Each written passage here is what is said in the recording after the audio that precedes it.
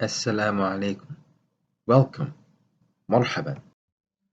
Students do not have trouble pronouncing the alphabet Sin, but they confuse the sound of th with the sound of Sin.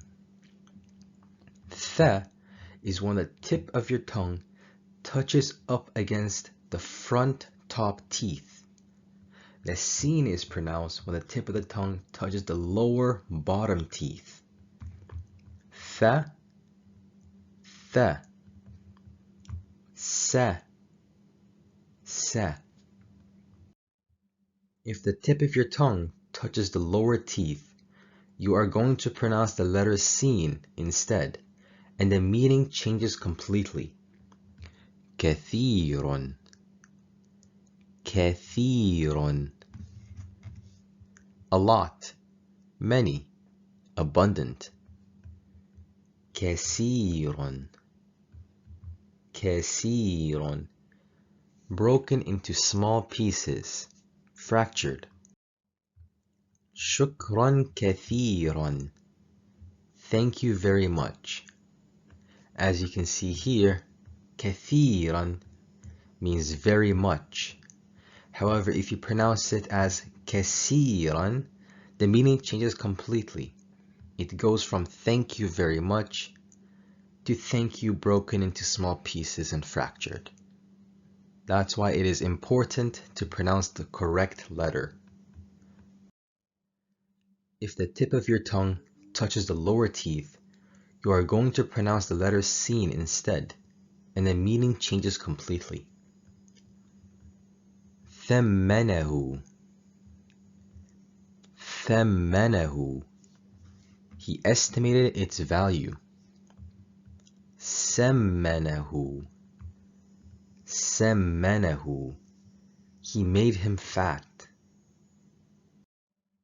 If the tip of your tongue touches the lower teeth, you are going to pronounce the letter Sin instead, and the meaning changes completely. ثار, ثار. Revolt against. سار, سار. Walk slowly, move on. ثار, rebel against. ثار الشعب, the nation revolted. If we switch out ثار and we pronounce it as سار, the meaning completely changes. It goes from the nation revolted to the nation walks slowly.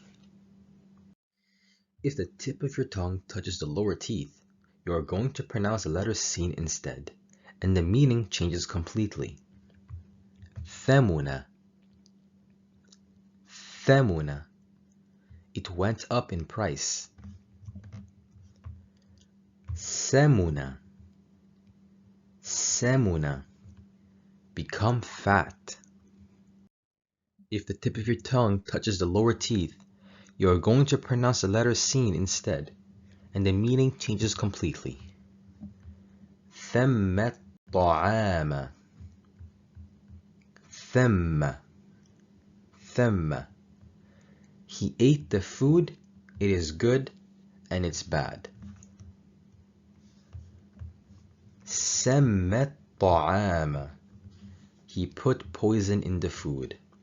As you can see here, when the thamma becomes samma, the meaning changes completely.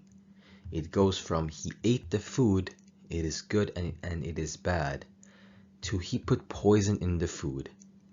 This whole video showed you the importance of distinguishing between th and sa and pronouncing the th correctly.